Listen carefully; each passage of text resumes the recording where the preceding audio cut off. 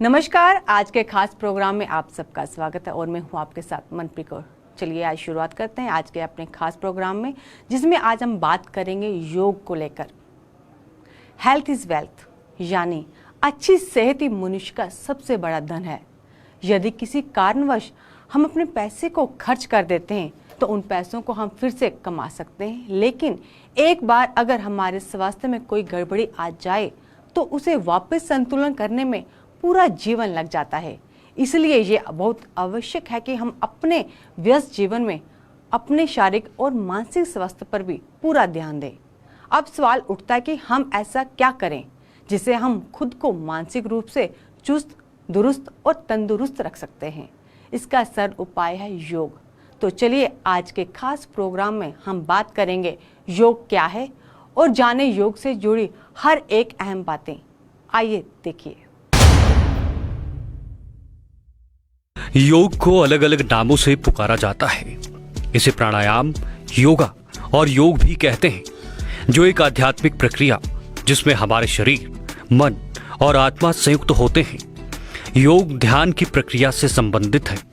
कहा जाता है कि शरीर, मन और आत्मा को नियंत्रित करने में योग मदद करता है। दरअसल हमारे शरीर और मन को शांत करने के लिए ये शारीरिक और मानसिक अनुशासन का एक संतुलन बनाता है। योग तनाव और चिंता को कम करने में भी सहायता करता है। योग को शरीर में शक्ति, लचीलेपन और आत्मविश्वास विकसित करने के लिए जाना जाता है।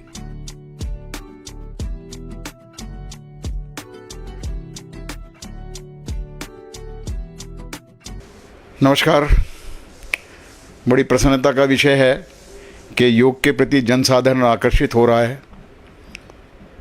मित्रों, आजकल योग को एक थेरेपी के रूप में लिया जा रहा है, उपचार पद्धति के रूप में, लेकिन योग जीवन जीने की कला है। कैसे बैठना है, कैसे उठना है, कैसे सोना है, क्या खाना है, कब खाना है, कितना खाना है, ये सब योग के अंतर्गत आता है। इवन क्या सोचना है, ये भी योग के अंतर्गत आता है। तो योग अनादिकाल से योग चल रहा है। जब उमापति महादेव कैलाश पर्वत पे थे, वहाँ पे 84 लाख मुद्राएं करते थे। इस समय हमें केवल 84 उपलब्ध हैं। 5000 वर्ष पूर्व महर्षि पतंजलि जी आए। उन्होंने भी योग दिया नहीं हमको, केवल लिपिबद्ध करके दिया, लिख के दिया, योग के सूत्र दिए। फिर केवलधाम लोनावाला आया लगभग 100 वर्ष पूर्व, उसका भी मैं स्टेट का चेयरमैन हूँ। उसके बाद बिहार स्कूल ऑफ योगा आया, विवेकानंद केंद्र कन्याकुमारी आया, भारतीय योग संस्थान आया, और उसके बाद में रामदेव जी महाराज आए।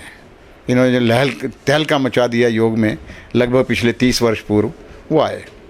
और अब हमारे माननीय प्रधानमंत्री जी, उन्होंने इसको अंतर्राष्ट्रीय स्तर पर ले गए। पिछले बार भी लगभग 200 से थोड़ा कम कंट्रीज़ ने इसमें पार्टिसिपेट किया, irrespective of caste, creed and religion. तो बड़ी प्रसन्नता का विषय है कि योग लोग कर रहे हैं। अब योग के महत्व के बारे में यदि चर्चा की जाए तो योग, तो जैसा मैंने पूर्व में कहा कि जीवन जीने की कला है। व्यक्ति बीमार ही नहीं हो सकता योग से। शरीर को हिलाता रहेगा तो उसके जोड़ स्वस्थ रहेंगे। जब व्यक्ति पैदा होता है उसके शरीर में 350 हड्डियाँ होती हैं, और बाय द टाइम जब अडल्ट हो जाता है 306 या 206 या 213 रह जाती है, बाकी सब फ्यूज़ हो जाती है। यदि हम अपने जोड़ों को हिलाते रहें तो कोई भी रोग नहीं होंगे। हमारे अर्थराइटिस की प्रॉब्लम नहीं होगी, जॉइंट्स पेन नहीं होगी, नी पेन नहीं होगी, बैक की प्रॉब्लम नहीं होगी, जो आजकल आम देखी जाती है। स्लिप डिस्क हो गई जी, वो इसलिए है कि हमें जीवन जीने की कला नहीं आती। तो योग बड़ा सुंदर विषय है। शारीरिक तो है ही, लेकिन जैसा अभी अनिल जी आपने कहा मानसिक रूप में, तो बिल्कुल हमारा मन और चित्त, हमारी इंद्रियां संयमित रहती हैं जब हम योग करते हैं। प्रायः 3 शरीर होते हैं मानव के। एक है स्थूल शरीर, एक है सूक्ष्म शरीर, एक है कारण शरीर। स्थूल शरीर क्या है? स्थूल शरीर जिसको हम देख सकते हैं, जिसका चित्र खींच सकते हैं, वो स्थूल शरीर है, जिसमें भुजाएं, टांगे, धड़, सर आता है। ये जब हम योग अभ्यास करते हैं, योगासन करते हैं, तो हमारे ये स्वस्थ रहते हैं। दूसरा शरीर है हमारा सूक्ष्म शरीर, जिसमें हमारी 10 इंद्रियां आती हैं और उनका स्वामी मन आता है। जी।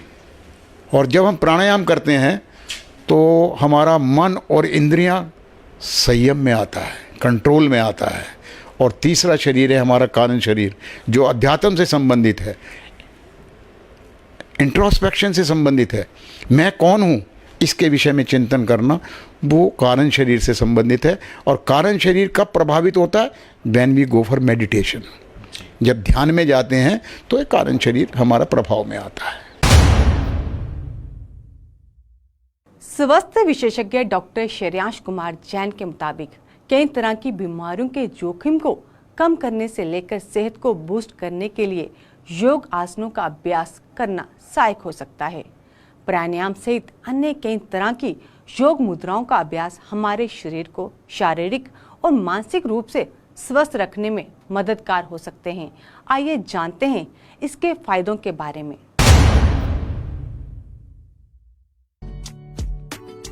शरीर और मन दोनों को सेहतमंद बनाए रखने के लिए नियमित रूप से दिनचर्या में योगासनों को शामिल करके लाभ प्राप्त किया जा सकता है।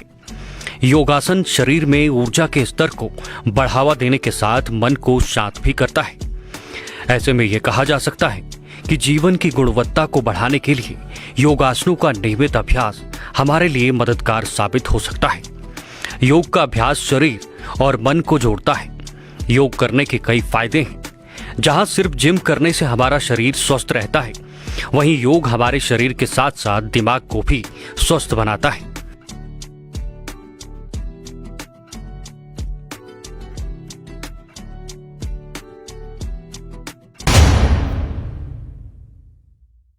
अभी तक हम बात कर रहे थे योग के लाभ की, जिसे निरंतर करने से हमारे शारीरिक और मानसिक विकास तो होता ही है, इसके अलावा अन्य कई शारीरिक परेशानियों में भी कमी आती है।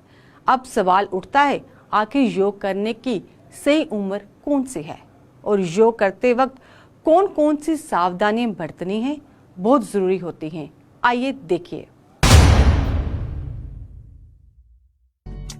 योग न केवल हमारे शरीर की मांसपेशियों को अच्छा व्यायाम देता है, बल्कि यह हमारे दिमाग को शांत रखने में भी मदद करता है। चिकित्सा अनुसंधान से पता चला है कि योग शारीरिक और मानसिक दोनों रूप से अच्छे स्वास्थ्य को बनाए रखने में मदद करता है।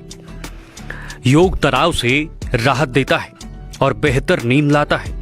योग भूख और पाचन को बढ़ाता है और ये दिमाग को हमेशा शांत रखता है। पहले तो ये है कि योग प्रातः काल में किया जाए तो बड़ा सुंदर है, जिसको ब्रह्म वेला, अमृत वेला, ब्रह्म मुहूर्त कह देते हैं। जिनके पास समय नहीं है कोई बात नहीं, वो शाम को भी कर सकते हैं, लेकिन केवल इतना मात्र ध्यान रखना है कि भोजन करने के 3-4 घंटे के बाद करना है। एक दूसरी बात है, ओपन एयर में करें तो बड़ा अच्छा है। यदि स्थान उपलब्ध नहीं है, अंदर भी कर सकते हैं, तो वहाँ हवा का आवागमन रहना चाहिए, एयरी होना चाहिए, थोड़ा क्रॉस वेंटिलेशन हो, वहाँ पे योग कर सकते हैं। दूसरी बात है कि योग यदि हम नहाने के बाद करें तो उसका लाभ अनंत गुना हो जाता है, क्योंकि हमारे शरीर के रोम छिद्र खुल जाते हैं, यहाँ से भी हम ऑक्सीजन लेते हैं, तो हम स्वस्थ रहते हैं। जो नहीं नहा के कर सकते वैसे कर लीजिए, हाथ मुँह धो के, पाँव धो के कर लीजिए। तीसरी बात कि हम जब भी योग करें कोई आसन बिछा के करें, डायरेक्ट ग्राउंड पे नहीं करना हमने, क्योंकि जब हम योग करते हैं हमारे शरीर के अंदर ऊर्जा उत्पन्न होती है। अगर हम डायरेक्ट ज़मीन पे करेंगे वो ऊर्जा अर्थ हो जाएगी। इसलिए we have to keep some insulating material between body and the earth. कोई कंबल रख लिया, चादर रख ली, योगा मैट रख लिया, उसके ऊपर करना हमने। चौथी बात, जब भी हम योग करें लूज ड्रेस हमारी होनी चाहिए ताकि हम शरीर को मोड़ सकें, हैं। और पांचवी बात यह है कि कोशिश करिए कि फैन में या तेज़ हवा में प्राणायाम ना करें, उससे हमारे इंटरनल ऑर्गन्स जो हैं उनको उतना लाभ नहीं मिल पाएगा जितना मिलना चाहिए, और आशंका रहती है कि डैमेज भी हो सकता है। आजकल कई लोग आत्मसम्मान के साथ साथ संघर्ष करते हैं। आज के वक्त में लोग कंपटीशन और एक दूसरे से आगे बढ़ने की हट लोगों के दिमाग को उलझाए रखती है और लोग अपने दिमाग पर नियंत्रण खो देते हैं, जो अंत उनके आत्मविश्वास को भी प्रभावित कर रहा है। ऐसी परिस्थितियों में योग करना महत्वपूर्ण है, क्योंकि योग न केवल शारीरिक बल्कि मानसिक सुधार के लिए भी अहम है। यदि हम योग को अपनी दिनचर्या में शामिल करते हैं तो हम तनाव मुक्त जीवन जी सकते हैं। अध्ययनों से पता चलता है कि आज हर दूसरा व्यक्ति तनाव में है।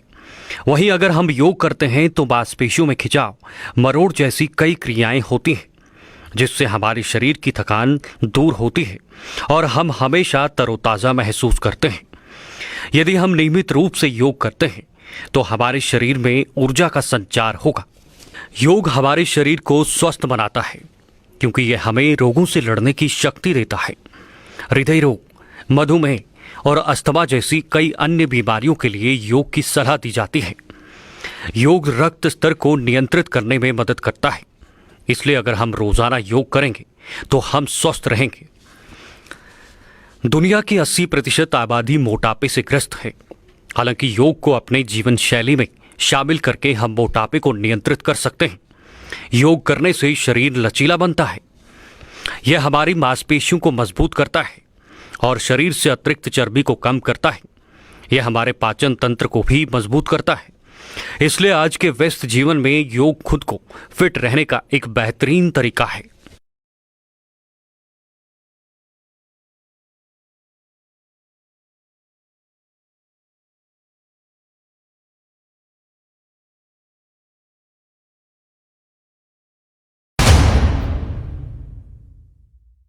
आजकल कई लोग आत्मसम्मान के साथ संघर्ष करते हैं। आज के वक्त में कंपटीशन और एक दूसरे से आगे बढ़ने की हट लोगों के दिमाग को उलझाए रखती है और लोग अपने दिमाग पर निरंतर खो देते हैं, जो अंत उनके आत्मविश्वास को भी प्रभावित कर रहा है। ऐसी परिस्थितियों में योग करना महत्वपूर्ण है, क्योंकि योग न केवल शारीरिक बल्कि मानसिक सुधार के लिए भी अहम है। योग हमारे शरीर को स्वस्थ और तंदुरुस्त रखता है।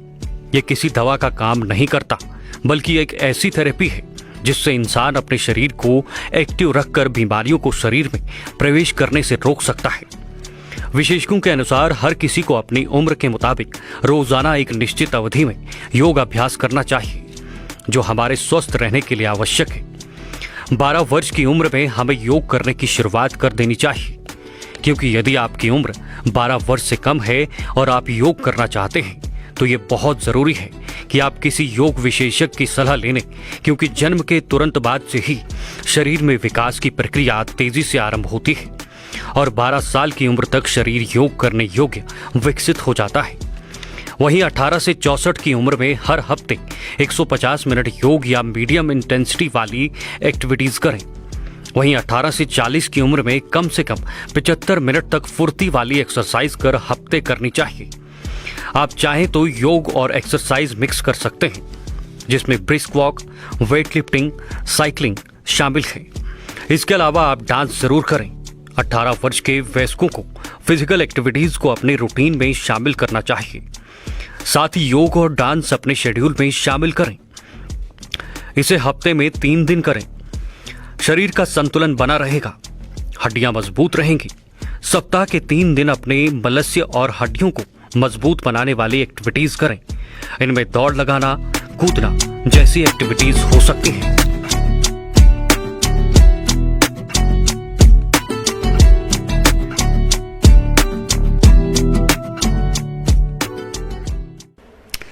बारह वर्ष की आयु से लेके अंतिम श्वास तक व्यक्ति योग कर सकता है। 12 वर्ष से पहले हम योग की सलाह इसलिए नहीं देते क्योंकि बॉडी का डेवलपमेंट होता है उस वक्त। अगर हम बच्चों से योग करवाएं तो उसमें बीच में व्यवधान आने का डर रहता है। तो 12 साल की उम्र से लेके कभी भी आप कर सकते हैं। अब कुछ उसमें डूज एंड डोंट्स होते हैं, जैसे महिलाओं में मेंस्ट्रुएशन पीरियड्स होते हैं, मासिक धर्म होते हैं। उस पीरियड में योग अगर करें तो किसी विशेषज्ञ से पूछ के करें, उसकी देख रेख में करें। दूसरी बात, कुछ डूज और डोंट्स क्या हैं। जब हम योग करते हैं उसमें कभी आगे झुकते हैं, कभी पीछे झुकते हैं, कभी पेट के बल करते हैं, कभी पीठ के बल करते हैं। तो जिन लोगों को कमर की दर्द है उनको आगे झुकने वाली क्रियाएं नहीं करनी है। जिनको ऑपरेशन हुआ है, जिनको अस्थमा है, जिनको हार्ट की प्रॉब्लम है, उनको पेट के बल वाले आसन नहीं करने। जिनको हार्ट की तकलीफ़ है, श्वास है, उनको श्वास नहीं रोकना, केवल श्वास को लेना और छोड़ना है।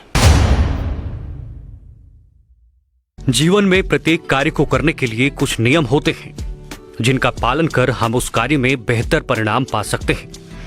उसी प्रकार योग को करने के लिए भी कुछ नियम हैं जिनका पालन करके हम अपने शरीर को स्वस्थ बना सकते हैं और बीमारियों से दूर रख सकते हैं। योग करते समय कुछ सावधानियों को बरतने की बहुत आवश्यकता है। जैसे योग से बेहतर परिणाम के लिए आप नहाने के बाद ही योग करें, क्योंकि नहाने के तुरंत बाद हमारे शरीर के रोम छिद्र खुल जाते हैं, जिससे पर्याप्त मात्रा में हमारे शरीर को ऊर्जा पहुंचती है। योगा करते समय इस बात का ध्यान रखें कि हम योग मैट का इस्तेमाल करें, क्योंकि यदि हम बिना किसी योग मैट के इस्तेमाल किए धरती से संपर्क करते हुए योग करते हैं तो उस समय हमारे शरीर में पैदा हो रही ऊर्जा धरती में समा जाती है, जिससे हमें योग का पर्याप्त लाभ नहीं मिलता। इसलिए बहुत आवश्यक है कि हम योग मैट का इस्तेमाल अवश्य करें। योग हमेशा खुला वातावरण में ही करें। यदि आप उचित वेंटिलेशन के बिना अनुबंध और कम जगह में योग करते हैं तो हमें कम मात्रा में ऑक्सीजन मिलेगी, जो सीधे तौर पर हमारी सांस को प्रभावित करेंगी। ऐसा करने से हमें सांस संबंधी दिक्कतें हो सकती हैं। इसलिए ये बहुत जरूरी है कि योग करते समय हम पूरा वेंटिलेशन और हवादार वातावरण का चयन करें। योग करते समय घर के पंखे, कूलर और एसी का प्रयोग ना करें। जहां तक हो सके सामान्य तापमान में ही योग का अभ्यास करें। गर्भवती महिलाओं के लिए बहुत जरूरी है कि वे अधिक झुकने, खिंचाव या फिर उछल कूद और शरीर को मरोड़े वाले योग ना करें। यदि आपकी उम्र 60 साल से अधिक है तो आप योग करने के लिए योग विशेषज्ञ सलाह अवश्य लें। याद रखें, योग की कोई दवा नहीं है जिससे हमारे शरीर के रोग खत्म हो जाते हैं, बल्कि यह ऐसी थेरेपी है जिससे बीमारियां हमारे शरीर में प्रवेश नहीं करती और हम अधिक एक्टिव और स्वस्थ महसूस करते हैं। इसलिए प्रत्येक व्यक्ति के लिए यह बहुत आवश्यक है कि वह योग को अपने जीवन में अपनाएं। योग का लक्ष्य स्वास्थ्य में सुधार से लेकर मोक्ष प्राप्त करने तक है। योग शारीरिक लचीलापन तो बढ़ाता ही है, साथ ही हमें अपने शरीर के बारे में जागरूक होने में मदद करता है। आजकल कई लोग आत्मसम्मान के साथ संघर्ष करते हैं। योग आत्मसम्मान को बढ़ाने में काफी मदद कर सकता है। यह हमारे मन और शरीर के बीच एक स्पष्ट संबंध विकसित करने में मदद करता है। इसके साथ ही अपनी रचनात्मकता को बढ़ाने के लिए योग एक अद्भुत तरीका है। आमतौर पर लोगों द्वारा योग और ध्यान सिखाने की तकनीकों में संगीत, ध्वनि और कहानी सुनाने का उपयोग किया जाता है, जो उनकी शब्दावली को भी बढ़ाता है। सुबह सुबह के समय योग करना फायदेमंद होता है। प्रत्येक दिन कुछ मिनट का योग हमारे पूरे दिन को ताजगी और ऊर्जा से भरा रखता है। यह शरीर से आलस को दूर करता है। योग हमारे दिमाग और न्यूरोलॉजिकल सिस्टम को शांत करने और तनाव को कम करने में मदद करता है। योग का शारीरिक अभ्यास भी नकारात्मक भावनाओं को छोड़ने में मदद करता है, जिससे हम जल्दी और लंबे समय तक सोए रहते हैं। इसलिए योग नींद न आने की समस्या में भी कारगर साबित होती है।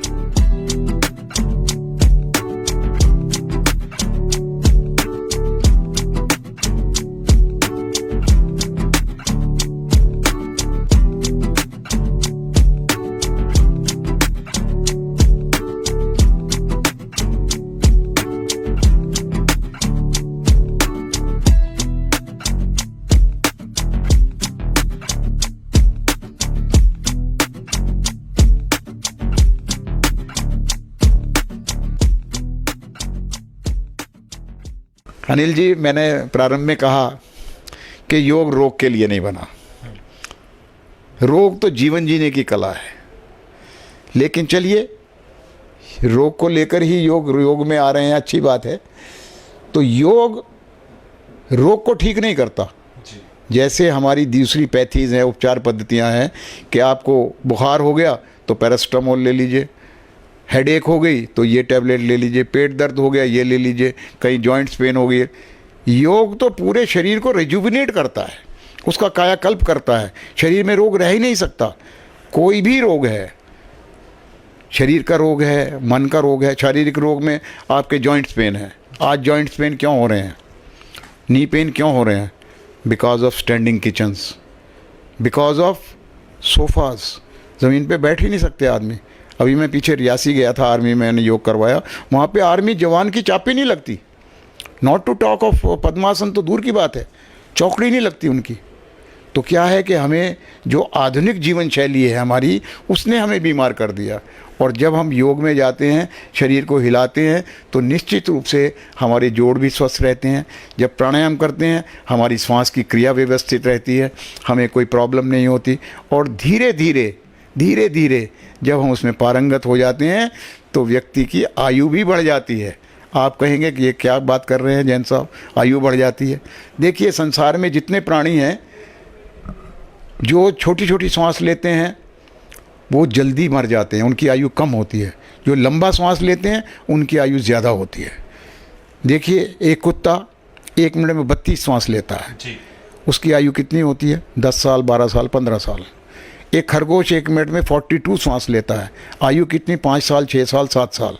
एक कछुआ 1 मिनट में कितनी सांस लेता है? 3 या 4 सांस लेता है। Do you know what is the age of कछुआ? 300 ईयर्स, 400 ईयर्स।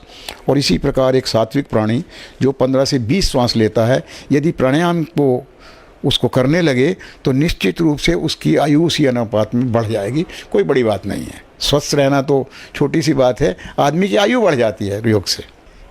योग की इंटेंसिटी के ऊपर डिपेंड करता है। रोग उनका प्रारंभिक रोग है या एक्यूट, काफ़ी एडवांस स्टेज में चला गया। अगर बहुत एडवांस स्टेज में चला गया और वो योग प्रारंभ करें, तो मैं गलत नहीं कहता हूँ कि योग कंप्लीटली ठीक नहीं कर सकेगा। योग मैनेज कर सकेगा, उसका प्रबंधन कर सकेगा। यदि प्रारंभ से हम योग कर रहे हैं तो निश्चित रूप से वो रोग मुक्त रहेगा, रोग नहीं होगा उसको। तो ये डिपेंड करता है कि कितनी देर से कौन सा रोग है और उसके साथ कौन कौन सी दवाइयाँ ली हैं उसने, उसका भी साइड इफ़ेक्ट होता है। उम्मीद है कि हमारे द्वारा दी गई सभी जानकारी से आप काफ़ी हद तक योग के महत्व और शारीरिक और मानसिक स्वास्थ्य को बढ़ाने में योग की भूमिका को समझ पाए होंगे। हमारे आज के प्रोग्राम में बताई गई सभी बातें डॉक्टर श्रेयांश कुमार जैन, जो एक योग विशेषज्ञ हैं, उनके द्वारा दी गई जानकारी पर आधारित है। उम्मीद है कि हमारे द्वारा दिए गए सभी सुझावों पर आप अमल करेंगे और योग से अपने शारीरिक और मानसिक जीवन में सुधार लाएंगे। आज के प्रोग्राम में बस इतना ही। हम फिर हाजिर होंगे अगले प्रोग्राम में कुछ और घरेलू उपायों के साथ। देखते रहिए मेरी शैली। नमस्कार।